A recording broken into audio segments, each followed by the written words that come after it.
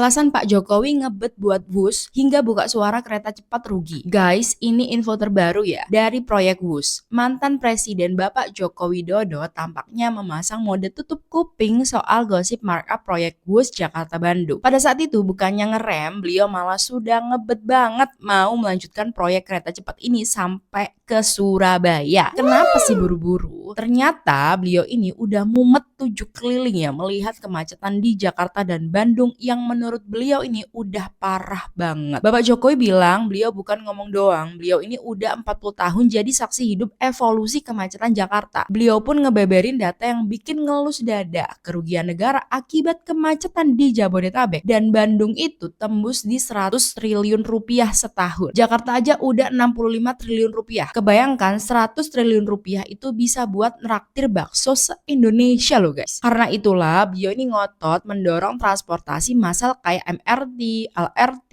dan si Wus ini. Kata Pak Jokowi, proyek-proyek ini jangan dilihat sebagai bisnis cari untung. Ini adalah layanan publik. Tujuannya jelas, biar kita nggak pakai mobil pribadi terus, mengurangi polusi, dan bikin kita lebih produktif. Bukan produktif ngedumel di jalan gitu. Soal subsidi, beliau bilang itu investasi, bukan rugi. Pas disinggung soal keuangan Wus yang katanya boncos, Pak Jokowi ini punya jawaban optimis. Beliau bilang EBITDA-nya itu positif kok dan diprediksi bakal untung 6 tahun lagi. Beliau ini mengakui awalnya penumpang itu sepi ya, sekitar 19.000 orang. Tapi sekarang itu terus naik. Logikanya makin ramai, makin kecil ruginya. Tapi tetap aja proyek ini kan biayanya bengkak dari 86 triliun rupiah jadi 116 triliun rupiah yang 75%-nya itu utang dari Cina. Inilah yang jadi sumber gosip markup. Dan narasi ini tak lupa menyenggol Bapak Mahfud MD yang pertama kali spill the tea di YouTube-nya, membandingkan biaya per kilometer kita yakni 52 juta dolar dengan hitungan asli dari Cina yang hanya 17